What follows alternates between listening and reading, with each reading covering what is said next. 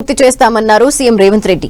BJP పాలిత రాష్ట్రాల్లో సన్నబియ్యం ఇస్తున్నారో చెప్పాలంటూ సీఎం సవాల్ విసిరారు. 10 ఏళ్ల బీఆర్ఎస్ పేదల్ని పట్టించుకోలేదని విమర్శించారు.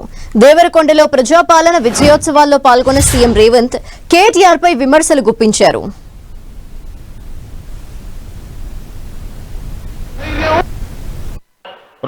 కోట్లతో ఆనాడు ప్రారంభించి 30 కిలోమీటర్లు ఉమ్మడి రాష్ట్రంలోనే టన్నెల్ కొట్టే 10 కిలోమీటర్లు ఏడాదికో కిలోమీటర్ చేసిన ఎస్ఎల్బీసీ పూర్తి అయ్యేది. పగబట్టి పట్టుబట్టి ఎస్ఎల్బీసీని పడావు పెట్టి 3,40,000 ఎకరాల భూమికి తాగునీరు సాగునీరు అందించే ఎస్ఎల్బీసీని నల్లగొండ ప్రజల మీద కక్ష గట్టి పడావు పెట్టిండు. ఇవాళ మళ్ళీ మనం వచ్చినాకనే ఆ పనులు ప్రారంభించినాం.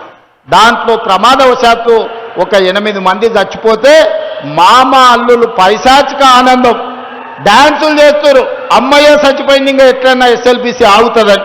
నేను చెప్పదలుచుకున్నా హరీష్ రావు గారికి, చంద్రశేఖర్ రావు గారికి, అక్కడున్న కార్మికులే కాదు, మీరందరూ పోయి నాగార్జున సాగర్లలో లేకపోతే శ్రీశైలంలో బండ కట్టుకొని దుంకినా మీ శవాలు నెక్కిస్తాం తప్ప ఎస్ఎల్బీసీ పూర్తి చేస్తాం. ఇవాళ కొంతమంది మాట్లాడుతున్నారు ఇతర రాష్ట్రాలలో లేవాని. నేను సూటిగా సవాలు విసురుతున్న మాట్లాడే వాళ్లకు, భారతదేశంలో గుజరాత్ కావచ్చు, ఉత్తరప్రదేశ్ కావచ్చు, మధ్యప్రదేశ్ కావచ్చు, రాజస్థాన్ కావచ్చు, నరేంద్ర మోడీ గారి పరిపాలన ఉన్న ఏ రాష్ట్రంలో అయినా నేను సవాలు విసురుతున్నా, మా తెలంగాణ రాష్ట్రంలో మేమే సన్నబియ్యం ఇస్తున్నాం తప్ప నరేంద్ర మోడీ పరిపాలించే గుజరాత్లో కూడా పేదలకు సన్నబియ్యం రావడం లేదు. మేం ధైర్యంగా సవాలు విసిరి దేవరకొండ గడ్డ మీద నుంచి మాట్లాడుతున్నాం. ఇవాళ పేదల్ని మా కుటుంబ సభ్యులుగా భావించి మా కుటుంబాలలో తింటున్న సన్న బియ్యమే ఈ వేదిక మీద ఉన్న పెద్దలు ఏ సన్న బియ్యం తింటుండ్రో 4 కోట్ల తెలంగాణ ప్రజలకి నాడు సన్న బియ్యం ఇవ్వడం ద్వారా వాళ్ళ ఆత్మ గౌరవాన్ని నిలబెట్టి దేశానికే మనం ఇవాళ ఆదర్శంగా నిలబడ్డమన్న సంగతి నేను ఈరోజు తెలియజేయదలుచుకున్నా.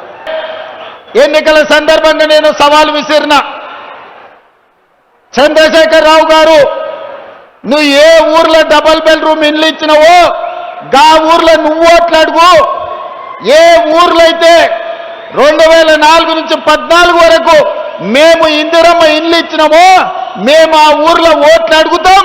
నీకు డిపాజిట్ వస్తే నువ్వు విధించిన శిక్షకు మేము సిద్ధమవుతామని ఉలకలే పలకలే. కానీ దేవరకొండ ప్రజలు నిజాన్ని గుర్తించిండ్రు. బాలు నాయకులు 45,000 ఓట్ల మెజార్టీతోని ఇవాళ గెలిపించారు. వాస్తవంగా ధనిక రాష్ట్రమైన తెలంగాణ ఆనాడు ప్రభుత్వంలో ఒకవేళ ఇందిరమ్మ ఇళ్ళే ఇచ్చుంటే 10 ఏళ్లలో 20 లక్షల ఇళ్ళు కట్టడానికి అవకాశం ఉండే. కానీ పేదవాళ్ల పట్ల ఆయనకి ఏమాత్రం ప్రేమ లేదు, పేదవాళ్ల పట్ల ఏమాత్రం అభిమానం లేదు. పేదవాడికి ఇందిరమ్మ ఇల్లు ఇయ్యలే, డబుల్ బెడ్రూమ్ ఇల్లు ఇయ్యలే. ఆయన మాత్రం 10 ఎకరాలలో 150 గదుల గడిని నిర్మించుకున్నాడు. 2,000 కోట్ల రూపాయలు ఖర్చు పెట్టుకున్నాడు ఆయన ఉండడానికి తప్ప పేదవాడికి 2 లక్షల రూపాయలు కూడా ఇందిరమ్మ ఇళ్ళకి ఇయ్యలే. నిన్న ఆయన మంచి రోజులు వస్తాయంటున్నాడు. మంచి రోజులు నగదు నాయన, నీకు అవకాశం వస్తే ముంచే రోజులు వస్తాయి. నువ్వు నీ కొడుకు నీ అల్లుడు నీ బిడ్డ కలిసి 4 దిక్కుల తెలంగాణ రాష్ట్రాన్ని పీక్క తిన్నారు, దోసుక తిన్నారు. ఇంకా కూడా మీ ఆకలి తీరలేదా? 4 కోట్ల తెలంగాణ ప్రజల్ని మీరు 4 కలిసి పీక్క తిని ఈరోజు తెలంగాణను అప్పుల పాలు చేసి 8 లక్షల కోట్ల రూపాయల అప్పుల పాలు చేసినా ఇంకా మీ ఆశ సావలేదు, మీ ఆకలి తీరలేదంటే ఇక దేవుడు ఒక్కడే మీ శిక్షించేటోడు.